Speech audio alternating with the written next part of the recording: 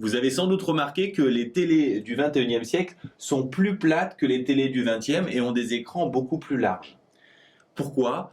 Tout simplement parce qu'autrefois, les télés fonctionnaient avec un tube cathodique qui produisait des électrons avant de les accélérer, puis de les dévier. Et c'est justement la déviation des électrons par un champ électrostatique qu'on va étudier dans cette vidéo.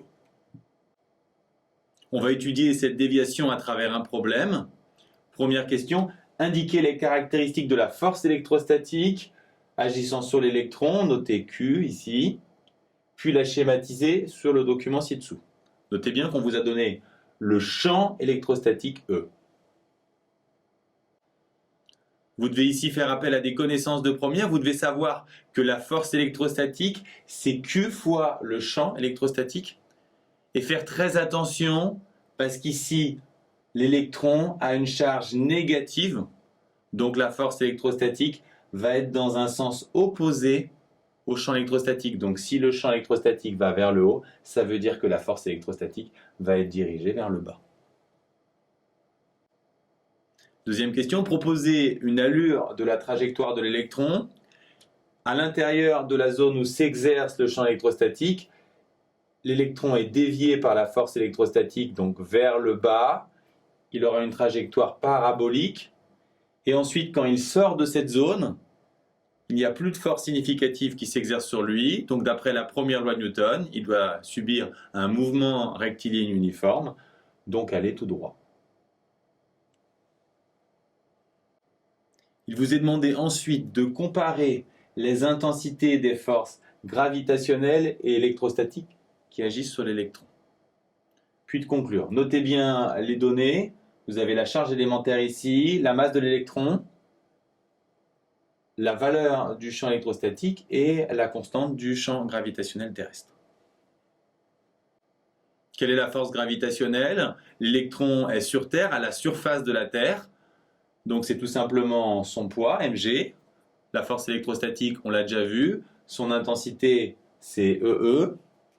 Vous avez envie ici de calculer chacune des intensités, mais on vous demande seulement de les comparer. Donc c'est beaucoup plus rapide de faire leur rapport. Mettez plutôt en haut celle qui a priori sera la plus grande. Vous faites le rapport et le résultat obtenu sera sans unité parce que justement c'est un rapport.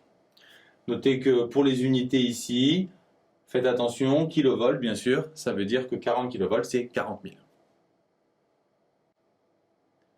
Interprétation, la force électrostatique est plusieurs milliers de milliards de fois plus grande que le poids. Autrement dit, le poids est négligeable devant cette force. Et ça confirme ce qu'on avait dit pour l'électron une fois qu'il sort du champ électrostatique. On vous demande maintenant d'établir les équations horaires du mouvement de l'électron en fonction de m, e et v0. Les équations horaires, maintenant, vous savez comment ça marche. Il faut toujours commencer de la même façon avec le système, ici l'électron, puis le référentiel terrestre supposé galiléen ici. Le repère, il est donné par l'énoncé, OXY. Et on fait le bilan des forces. On a vu que la seule force qui n'est pas négligeable, c'est la force électrostatique. Et par contre, on néglige, on l'a dit, le poids et évidemment les frottements. Conseil stratégique, vous savez qu'en cours de route, pour déterminer les constantes, vous aurez besoin des conditions initiales. Donc notez-les tout de suite. Au départ, l'électron est à l'origine du repère, donc x0 et y0 font 0. Et ensuite, la vitesse est uniquement horizontale, donc vx0 égale v0. Et elle n'est pas du tout verticale, donc vy0 vaut 0. On peut maintenant appliquer la deuxième loi de Newton qui nous dit somme des forces égale ma. La seule force, c'est moins EE. Et on peut isoler l'accélération.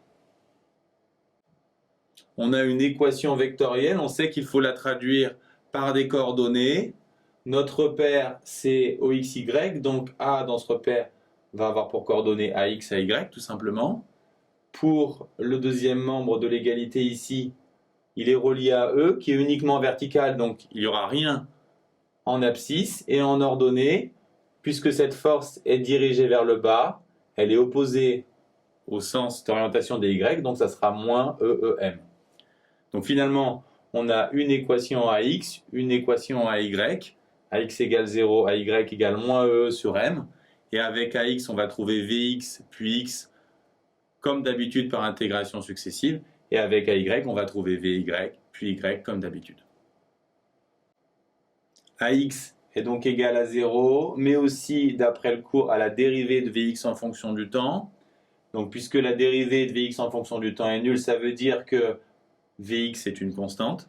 Cette constante, on la trouve avec les conditions initiales. On a vu qu'initialement, Vx0, c'est V0. Si ici, on remplace t par 0, on trouve C1. Donc, C1 doit être égal à V0. Donc, Vx de t égale V0, ce qui signifie que tout le temps, quel que soit t, la vitesse horizontale est égale à la vitesse initiale.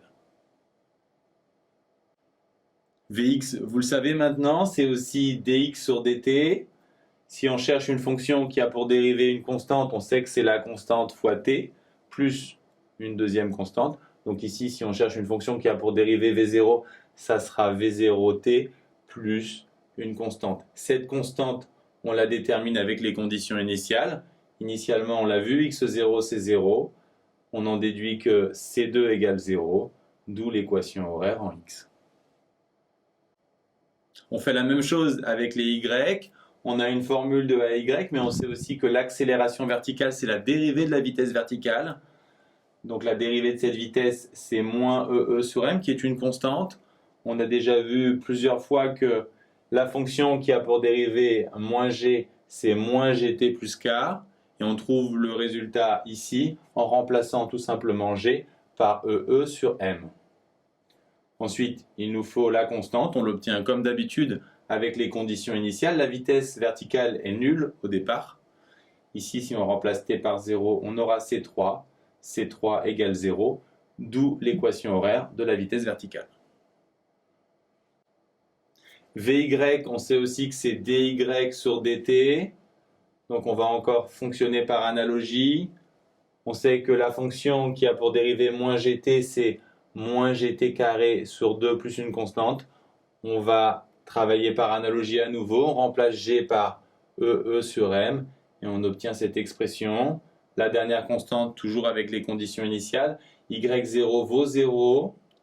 Et si on remplace t par 0 ici, on a C4. C4 fait 0. Et on obtient la dernière équation horaire. On va voir la fin de ce problème sur la déviation d'un électron dans le champ électrostatique, c'est-à-dire comment utiliser ces équations horaires dans la vidéo suivante.